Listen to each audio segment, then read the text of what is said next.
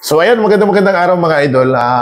Ating pong mga ka-business at mga kapapi. Marami po ang nag-PPM sa ating ano nga ba ang pananaw ko at opinyon dito sa pagkawala o biglaang pagkawala ni Bong. Alam niyo po, talagang nakakagulat mga idol ano.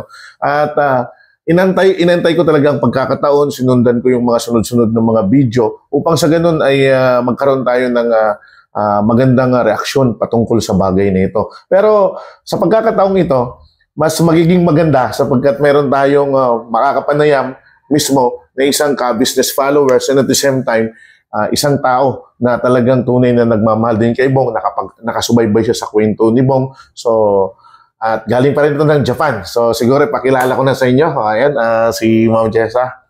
Hi, hello po. Asao ka, Jessa. So, batiin muna natin ang ating mga ka-business at si ka-business. Binabati ko si ka-business official, lahat ng mga kagwang at mga 4Ms. Ako yung masugid yung viewers, minsan silent viewers. Okay. So, bago natin pag-usapan si Bong, matanong ko lang, gaano ka nakatagal na nakasubaybay sa ka-business? Nung una nanood ako kay Tatay Tekram. Nagdala si ka-business ng showing machine. Pero ang pinapanood ko talaga ay si Kuya Bal. Bal Santos Matubang. Dahil kay Lola Damiana. Oo. Tapos, tumingin din ako kay Tatay Tekram. Nakita ko si ka-business, nagbebenta. Nagregalo siya ng sewing machine. Tapos, nung pumunta uli ako kay Kuya Bal, tapos kay Rab, nakita ko na naman si ka-business. Kaya parang nag-iinteresado ko. Hinanap ko. Yun hanggang sa kay Estong. Tapos, si Papaya, parang binayaran mo na yung mga paninda? Hindi. Yung para makaalis na si Papaya doon, yung mga kulang na bayad.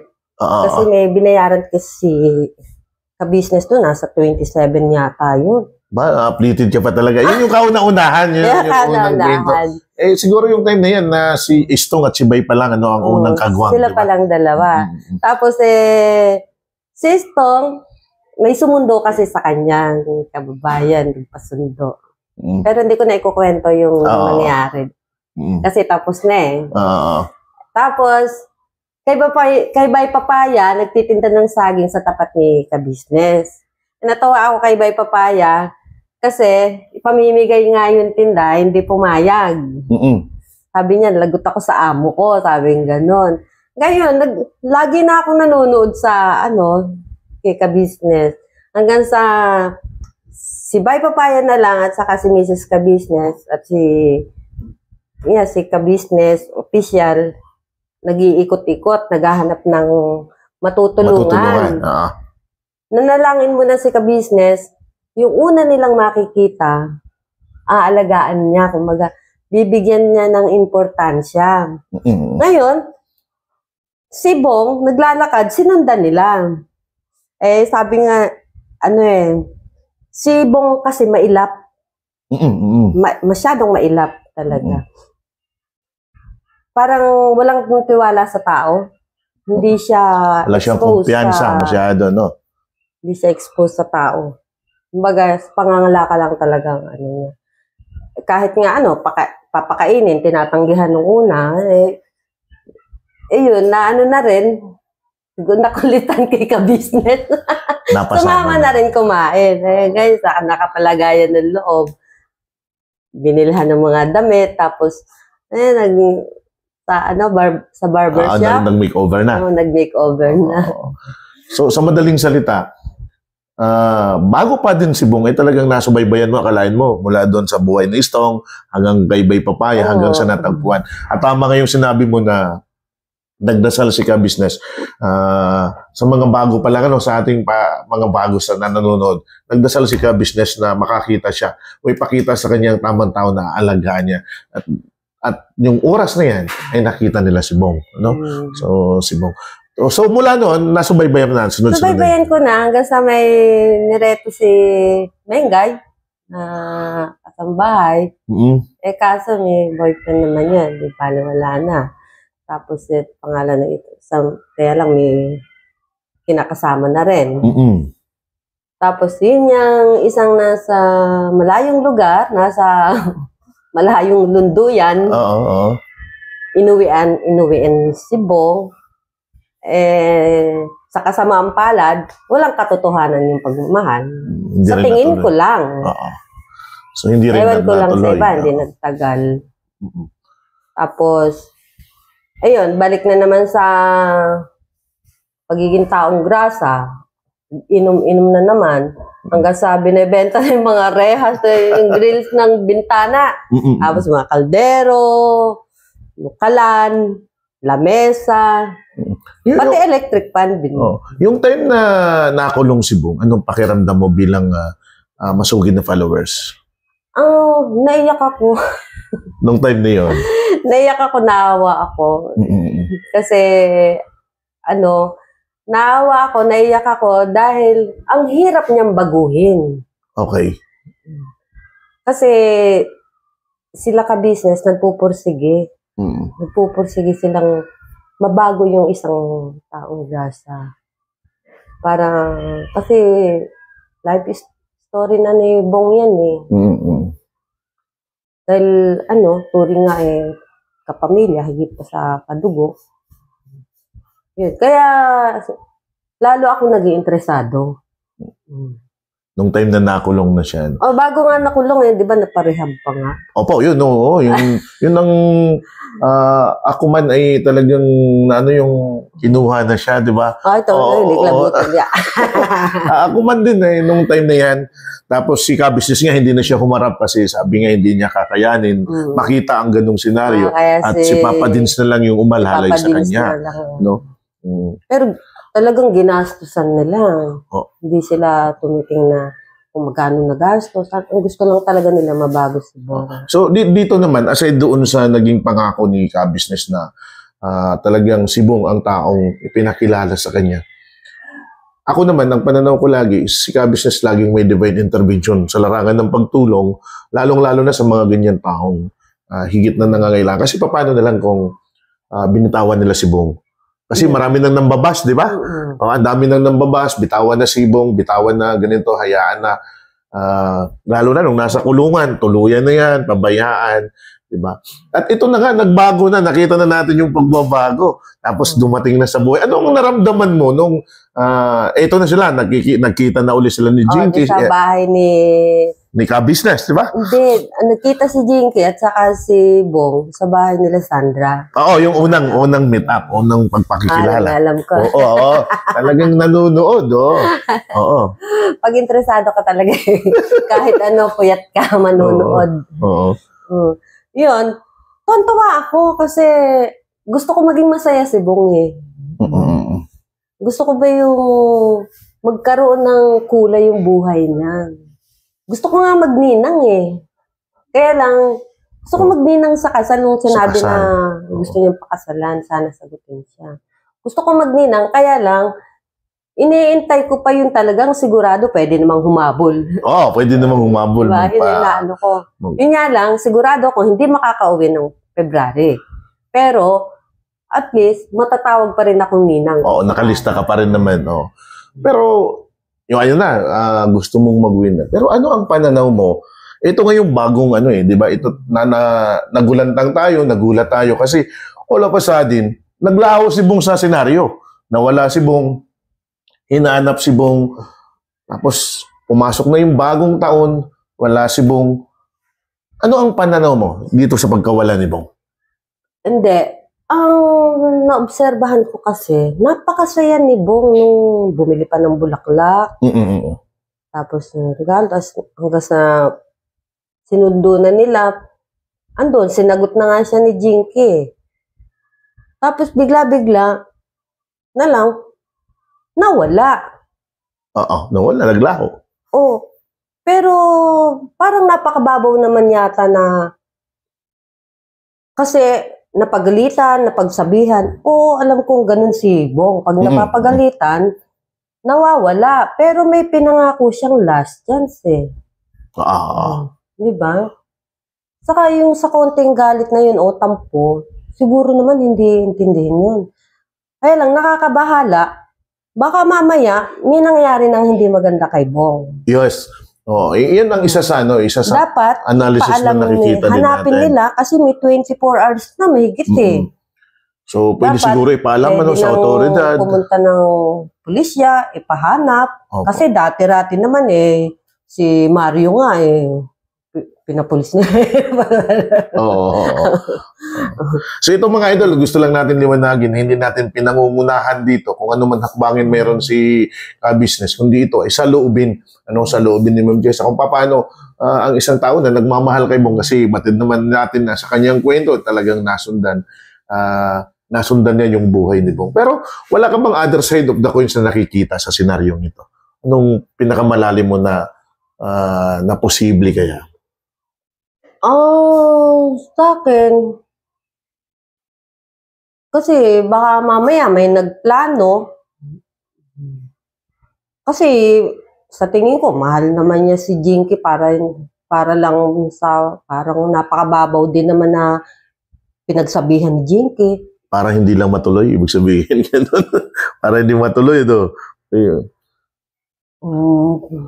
Ganun, baka pwedeng may nasabi si Jinky na hindi nakasama sa vlog. Isa din yun, no? Baka isa din sa mayroon siyang nasabi. Kasi ganun nga ang sitwasyon ng pag-iisip ni Bong. Kailangan talaga mahaba ang pisi. Oo. Si Bong kasi yung tao na yung bang kapag mayroon siyang hindi nagustuhan, hindi na siya magsasalita ng salungat para hindi masaktan yung kausap niya. Bagkus aalis na lang siya, sasaktan na lang niya yung kanyang sarili. Pero marami din ang mga nagsasabi din sa comment section. Hindi ba ito ay isa din pamamaraan para subukin yung pagmamahal ni Jinky kung ano. Yun din, naglalaro din sa isip ko kasi parang medyo lang kalmado ang nakakarami. Nakikita si Jinky lang umiiyak ng lubos. Si Jinky lang namamaga yung mata. Kasi si Jinky yung sobrang nasaktan eh. Alam ko, pinakikita rin silang masakit sa kanila, nag-aalala. Pero bilang na 4 years na yata akong viewers nila, unti-unti kong nahihimay. Nahihimay ko yung mga kwento. Kasi parang mamaya, minsan, sila yung acting. Yung mga prank-prank, parang ganyan. Kasi grabe yung prank kay Burnok eh. Kaya minsan, baka iniisip ko, baka si Jinky lang na nila, inaalam yung nasa puso, kung gaano kamahal si Bong. Tama po yung sinabi ninyo. No? Ito rin po ay isa din po sa maipapayo natin sa ating mga followers na nagmamahal kay Bong. Kasi sa ngayon, kung magbabasa ka ng mga komento, marami na rin ang mga nagtatapon ng mga negative na mga komento against kay Bong. Tapos, sinasabi nila na, sige, Jinky, marami ka pang makikitang mga tao. Ako para sa akin, personal, kasi mahal din natin si Bong. Sa akin, antayin natin kung ano yung tamang, ano nga ba talaga ang nangyari. Kasi ang makakasagot lang kung ano talaga ang nangyari is si Bong mismo. Kung dumating siya. Kaya lang, nakakabahala po talaga yung pagkawala niya. Dapat ipaalam na. Yes, isa yun. So, dapat siguro, ganyan, ipaalam nila Mr. Ka-Business na nawawala na si Bong. Siguro, pwedeng lapitan din sila wakiwak, yung barangay, alarma, di ba, yung sa police, kung ano talaga ang nangyari kay Bong. Kasi binalikan naman yung lugar na wala siya. Pero isa sa sinasabi natin, the other side of the coins is, na nakikita din ni Ma'am Jess at nakikita ko, hindi ba ito ay isa din malalim na pagsubok para kay kay Jinky?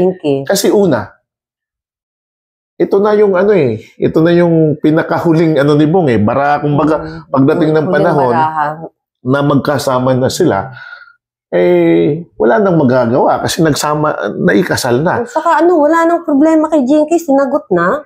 Saka nakikita naman natin mahal ni Jinky. Mahal din naman ni Bong Jinky. Kasi So, iniintay-intay nga. malalim. Iniintay-intay ko yung sagutin siya. Tapos bigla na lang naisagot yung kinabukasan, no? naglayas na naman. Kaya para po sa akin, ako din bilang reactor, kaya po matagal po ako nag-react kasi tinitingnan ko ang bawat senaryo. Ang aking pananaw is sobrang lalim ng mga pangyayaring ito. Kaya dalawang sides ang ating tinitingnan. Una, it's either yung doon sa punto na gusto din tingnan nila Mr. Kabisnes at Mrs. Kabisnes kung ano yung mararamdaman ni Jinky sa mga ganito. Kasi sa bagong video nila ay pinayuhan nila si Jinky. May mga punto mga idol na narinig ako kay Mr. Kabisnes which is tatalakayan natin. Abangan nyo po yung kasunod nating reaction kasi hihimay-himayin natin doon yung mga sinabi ni Mr. Kabisnes doon sa last video kung saan talagang inano nila si Jinky. Pero aalagaan nila si Jinky, ha? Tignan, yun, isa sa maganda. Eto kahit wala si Bong, gusto nilang maging kapamilya si Jinky. Si Jinky. Question mark. Kaya nga, sana ang isa sa nakakalungkot kasi siyempre ang mga viewers, andyan agad, may reaction agad sila. Sana tingnan natin kasi ikaw ba'y naniniwala na may magagandang kahihinatnan itong mga senaryong ito? Ano yung nararamdaman mo sa puso mo? Nararamdaman ko kasi nag-imagine na kasi ako na nagsasama na sila eh. Yun na yung imagination. Tapos nag-business na sila. Di ba? So, lahat tayo ay positibo na talagang silang dalawa kasi na. gusto ni Bong bigasan. So, nako, ang sarap pakinggan mga idol. Siguro ang may papayo lang natin sa mga manunod, sa kasalukuyan, ikalma lang natin ang ating sarili. Kasi bigyan natin ng pagkakataon na makita ang lahat ng mga senaryo. Una, ano yung kasunod na gagawing hakbangin nila Mr. Kabisnes? Sa usaping, kung nawawala si Bong, kung totoong nawawala si Bong, ang suggestion natin is ipaalam na sa nakakataas kasi nakakabahala po. Nakakabahala. Baka mamaya may nangyayaring hindi maganda. Pero kung ito man po ay isang pamamaraan ng pagsubok para makita nila at maro kung gaano nga ba kamahal ni Jinky si Bong. So kailangan pagdaanan ng ganito ay para naman masiguro natin kung mahal talaga ni Jinky si Bong ay tingin ko sana ganito, sana ito yung senaryong na posibleng mangyari. Huwag tayo dun sa negative side. Sana ito. Kasi ako ay naniniwala pa rin. Ako naniniwala. Na magsasama talaga sila. Magsasama talaga sila. Kasi hinihimay-himay lang yung kung ano yung nasa puso ni Jinky. Yun ang ko. Na kung talagang matatanggap niya kung ano yung pagkatao ni Bong. Okay. Una. Ano ang nakita mo kay Jinky? Itong mga huling senaryong ito. Paano mo babasahin ngayon si Jinky? At nakikita mo ba yung pagmamahal niya kay Bong? Ano bang ikaw bilang manunood ha? Parang nagdadalawang isip si Jinky, pero may plano kasi na sa ano ba yung sinasabi nila yung sa bahay na yung tinitirhan ngayon nila sa Falcon? Sa Falcon. Di ba sinasabi nga nila na gagawin siyang kapamilya dahil para may makasama sila Sandra. Kahit wala si Bong, tuloy pa rin ang kumbaga pagkalinga nila kay Jinky. Ibig sabihin, paano kung nasa Falcon lang si Bong? Kaya nga. Kasi kung ito'y prank, napakasakit sa akin. Nalulungkot ako. Yan. Magandang punto yan. What if kung ito ay prank? Magagalit ka ba kay Mr. Kabisnes? Hindi ako magagalit. Kasi sinusubukan niya, sinusubukan niya yung damdamin ni Jinky kung hanggang saan niya mamahalin si Bong. Exactly. Pwede. Hindi ako mawawala sa ka-business. Promise. So, hindi ka magagalit kay Mr. Kabisnes? Hindi ako magagalit kasi sinusubaybayan ko naman, tinatapos ko lahat. So, ayan, magandang punto yan mga idol kasi marami din ang nagsasabi. Talagang sa ngayon ay lutang pa rin tayo. Katulad nga ng sinasabi natin kanina, ikalma lang natin. hayaan natin panoorin ang mga susunod na kabanata. Ano nga ba ang mangyayari nito? Ito nga ba'y prank or makatotohanan na talagang umalis talaga si Bong? At sana kung umalis man si Bong ay makita na nang sa ganun ay malaman natin ang dahilan kung bakit bigla siyang nawala. Malalaman natin yan. Pero bilang isang nagmamahal, sabi mo nga ay willing ka rin magninang sa kay Jinky at Bong. Ano ang mensahe mo para kay Bong? At least, siguradong nanonood si Bong ako nanonood si Bong sa mga vlog ko. Mensahe mo sa kanya.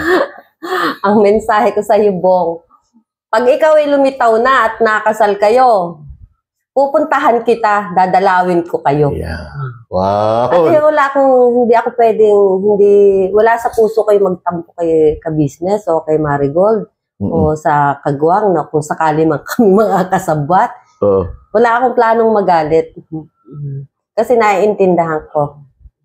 So at least nakita natin din kung gaano din kalalim ang pagmamahal ni Jinky. Sana ito mga idol ang kahinatnan nitong senaryong ito kasi hanggang sa kasalukuyan ay hindi pa rin natin makikita ang tamang kasagutan. Pero sa kabilang dako, kung ito man po ay makatotohanan o talagang nawala talaga si Bong, kailangan na po natin ipagbigay alam sa mga kinauukulan dahil hindi po ordinaryo ang pagkawala ng isang tao. Ganong nakita niya yung mga masasayang yugto ng kanyang buhay bago dumating sa punto na bigla na lang naglaho. At nasaan na kaya si Bong sa kasalukuyan? Pero kailangan lang ho talaga subaybayan para alam yung katotohanan. Pero huwag kayong magdamdam kasi, walang magagawa, istorya ito ni Bong Si Bong na to After all, mga idol, matapos man ang seryeng ito, naniniwala tayo na ito ay isang sangkap lamang na lalong magpapasarap sa kwento ng buhay ng isang taong grasa na kinukop ng isang ka-business.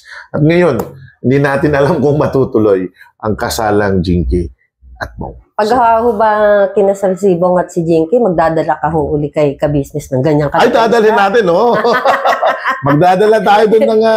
Doon kayo nakilala, nagdala ng malaking isda. Magdadala tayo para kay Bong pagka ganun. Sa kalain mo, dito ka pala nakatira sa sa Hagunoy, nakasagunoy ka rin. Okay. So, ayan, magpaalam na tayo. Sige po, basta pakisubaybayan na lang po yung ka-business official para kay Bong. Maging masaya tayong lahat. Huwag na tayong ng mga negative. Panalangin na lang natin maging maganda ang istorya o buhay ni Bong. Sana maging tahimik ang buhay niya, maging masaya, magkaroon ng 2 pirasong anak. Ba, 2 piraso talaga? So, ayan po mga idol. So, at least mula po sa tatayong nanay, ninang nila po ngayon, talagang Mr. Ka-Business nagpe-presenta na talaga siya. At kailangan, sana lang, ito nga po mga idol ang ating dalangin na sana ito po ay isang serye lamang ng pagsukat ng lalim ng pagmamahalan ni Bong at Jinky kung ano nga po yung posibleng mangyari. Kumbaga, tinuturuan na sila ni Ka-Business ang mga posibilidad na mangyari kung sila ay patuloy na magsasama. At sana ito na nga po. Pero kung ang pagkawala man ni Bong ay talagang totoong nawala na siya at umalis lang sa Ka-Business, hanggat hindi nakikita si Bong ay nararapat na ipagbigay alam. Alam naman natin ang kasalukuyang sitwasyon, hindi na po natin pwedeng isa-isahin pa, pero alam naman po natin ang kasalukuyang sitwasyon ni Bong, kasalukuyang sitwasyon ng Ka-Business sa ngayon. Ako po si Taong Gala. Pakisubaybayan po ninyo ang susunod nating reaction. Bibigyan po natin ng reaksyon mga idol. Yung pong senaryo ng huling video na nag-1-on-1 po si Mr. Ka-Business, si Mrs. Ka-Business, at si Jinky. Hanggang sa sunod na video, kasama natin si Ma'am Jessa mga idol. Maraming salamat po sa inyo.